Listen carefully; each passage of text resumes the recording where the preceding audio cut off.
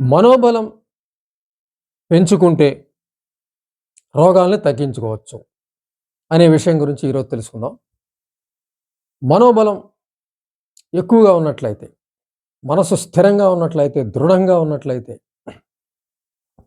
శారీరకంగా ఇబ్బందులు తగ్గుతాయి, రోగాలు తగ్గుతాయి అనేది ఖచ్చితమైనటువంటి విషయం. ఎంచేతంటే దాదాపు 90% రోగాలు మనసు నుంచే పుడతాయి. మనసులో ఉన్నటువంటి సమస్యల వల్ల మానసిక సమస్యలు కావచ్చు, టెన్షన్స్ కావచ్చు, అసంతృప్తులు కావచ్చు, బాధ కావచ్చు, చింత కావచ్చు, ఏదైనా మనసుకి సంబంధించిన ఈ విధమైనటువంటి బాధించే విషయాలే శారీరకమైనటువంటి రోగాలకి మూల కారణం. అందులో మనకి ప్రముఖంగా ప్రతి రోగం వెనక కనపడేది ఒత్తిడి. ఒత్తిడి ప్రత్యేకంగా ఒత్తిడితో రాదు కదా! అది ఏదో విషయం మీద ఒత్తిడి జరుగుతుంది. ఆ విషయాన్ని చేయకపోవడం వల్లో, దాన్ని చేయగల సామర్థ్యం లేనప్పుడో, ఒక నిస్సహాయత వల్లో, దేనివల్లో ఒక బాధ ఏర్పడ్డ దాని నుంచి ఒత్తిడి రావడం, ఇవన్నీ కూడా మనం చూస్తూ ఉంటాం. ఆ ఒత్తిడి కూడా అనేక రోగాలకు కారణం అని చెప్తూ ఉన్నారు. అంచేత చిన్న చిన్న రోగాలు, మనకి నిరంతరం వేధించే రోగాలు, మనల్ని డాక్టర్ల చుట్టూ తిప్పే రోగాలు కూడా ఎక్కువ మనసు మీద, మనసు యొక్క బాధ మీద ఆధారపడి ఉన్నాయి. అంటే మనో బలహీనత మీద ఆధారపడి ఉన్నాయి. జలుబనగా, దగ్గనగా, ఆయాసం అనగా, ఆస్తమా అనగా, తలనొప్పి అనగా, లేదంటే కడుపు నొప్పగా, ఎసిడిటీ అనగా, ఇండైజెషన్ అనగా, లేదంటే మోషన్స్ అనగా, ఏదన్నా విన్న వెంటనే మోషన్ రావడం, కొత్త విషయం విన్న వెంటనే మోషన్ రావడం, మోషానికి వెళ్ళాల్సి అవసరం రావడం, ఎక్కడికైనా బయలుదేరుతుంటే రావడం, యూరిన్ పదే పదే రావడం, మోషన్‌కి వెళ్ళాల్సి రావడం, ఏదైనా గట్టిగా ఏదన్నా నలుగురితో పాటు తిన్నామంటే వెంటనే కడుపు దాన్ని ఒప్పుకోకపోవడం, దాని నుంచి కడుపు నొప్పి రావడం, లేదంటే మోషన్స్ పట్టుకోవడం మనం చాలామంది విషయంలో చూస్తూ ఉంటాం. ఇక్కడ వీటన్నిటి వెనక కూడా ఇలాంటి నిరంతరం నిత్యం మన ఏడిపించి నోరారా తినకుండా, లేదంటే తిరగకుండా చేసే పరిస్థితి మనసుకి ఉంది. బలహీనతలు, మానసికంగా బలహీనంగా ఉన్నప్పుడు ఇవన్నీ కూడా శారీరకంగా కూడా బలహీనమైపోయి అనేక చిన్న చిన్న రోగాలు ఎదుర్కొనే శక్తి లేక ఆ రోగాలు శరీరం మీద ప్రభావం చూపించడం మనం చూస్తాం. అంటే ఏదైనా చిన్న రోగం తగ్గదు ఓ పట్టాన. ఓ మందులు వాడడం, ఇంట్లో మందులు వాడడం, షాప్ దగ్గర మందులు వాడడం, డాక్టర్ దగ్గరికి వెళ్ళాల్సి రావడం, వెళ్ళడం తగ్గించుకుంటాం, మళ్ళీ సిచ్యువేషన్ వస్తే మళ్ళీ వస్తూ ఉంటాం. మామూలుగా మనం అలవాటు పడిపోతాం. నాకు ఇది పడదు, నేను ఇది పడుతుంది, నాకు ఈ వాతావరణం పడదు, నాకు ఈ మనుషులు పడరు, లేకపోతే నాకు ఈ సన్నివేశం పడదు. ఇలాగ వాటిలో సర్దుకుపోయి మనం, అంటే ఆ సమస్యతోనే మనం సర్దుకుపోయి బ్రతకడానికి అలవాటు పడుతూ ఉంటాం. అంటే బలహీనతను కూడా మనం అంగీకరించడం కారణంగా, బలహీనతతో సర్దుకుని బతకడం కారణంగా శరీరం కూడా బలహీనం అయిపోయి, దాని సహజమైనటువంటి రోగనిరోధక శక్తిని కోల్పోయి, ప్రతి చిన్న రోగం కూడా దాడి చేస్తూ బాధించే అవకాశం ఉంది. చాలా మందిలో మనం గమనిస్తూ ఉంటాం ఈ చెప్పుకున్నవన్నీ కూడా. అంటే వీటన్నిటిని మనం అరికట్టాలంటే ప్రతిదానికి మందులు వాడటం కాదు. ఓ మందుల కిట్ దగ్గర పెట్టుకోవడం. జలుబు చేస్తే ఓ మందు వాడు, తలనొప్పి వస్తే ఓ మందు వాడు. ఎప్పుడు మందుల కిట్ ఉండవలసిందే. ప్రయాణం చేసినా, ఎక్కడికన్నా బయటికెళ్ళినా, ఏ పర్సులోనో లేకపోతే ఏ బ్యాగ్‌లోనో ఈ మందులన్నీ ఉండాల్సిందే. అంటే ఎప్పుడు ఏది అటాక్ చేస్తుందో తెలీదు. ఎంచేతంటే ఇప్పుడు ఏ విషయం మనసు మీద పడుతుందో తెలియదు కాబట్టి, అక్కడ పడిందంటే ముందు శరీరానికి దాని తాకిడి తగలడం, శరీరానికి తట్టుకునే శక్తి లేకపోవడం, మానసిక బలహీనత వల్ల. అంచేత ఇటువంటి చిన్న చిన్న రోగాల్ని, దీర్ఘకాలంగా విధించే రోగాల్ని, తక్షణం వెంటనే బాధపెట్టే రోగాల్ని, ఇవన్నీ కూడా మనం ఉపేక్షిస్తూ దాంతో సర్దుకు బతుకుతూ ఉంటే జీవితం చాలా నీరసంగా ఉంటుంది, నిస్పృహగా ఉంటుంది, నిస్తేజంగా ఉంటుంది. నలుగురితో పాటు కలవలేని పరిస్థితి వస్తుంది ఇలాంటి వాతావరణం.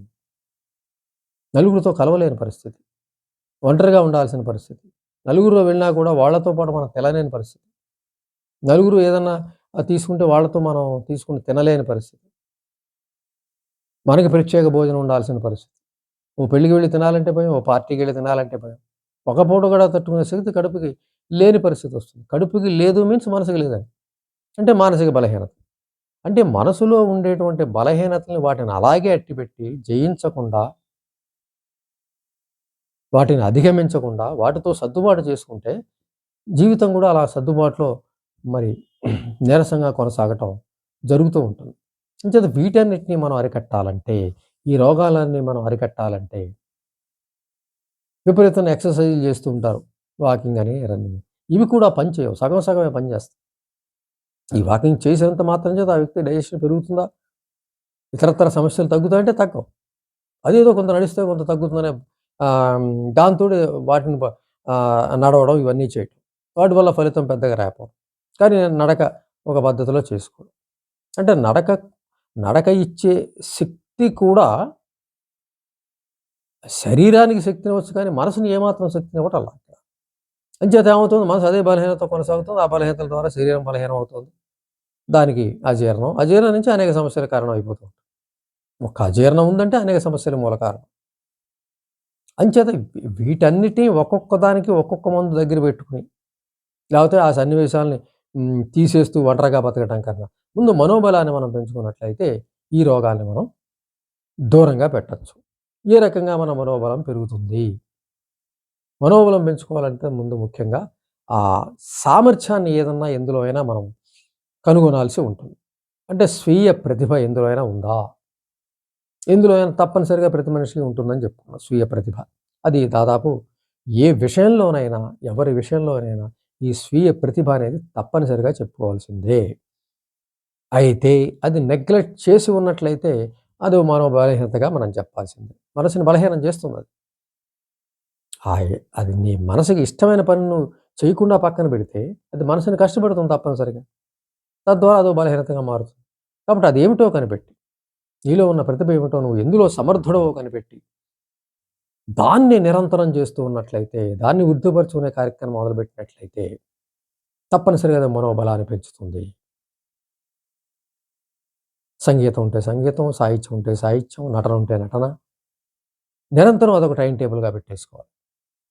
నిరంతరం దాని గురించి కృషిని కొనసాగించాలి. దానికి సంబంధించిన ఏదైనా కూడా చేస్తూ ఉండాలి. ప్రతి క్షణం దాని గురించి ఆలోచిస్తూ ఉండాలి. దానికి సంబంధించిన సాహిత్యం సేకరించాలి, మనుషుల్ని కలుస్తూ ఉండాలి, నిపుణుల్ని కలుస్తూ ఉండాలి.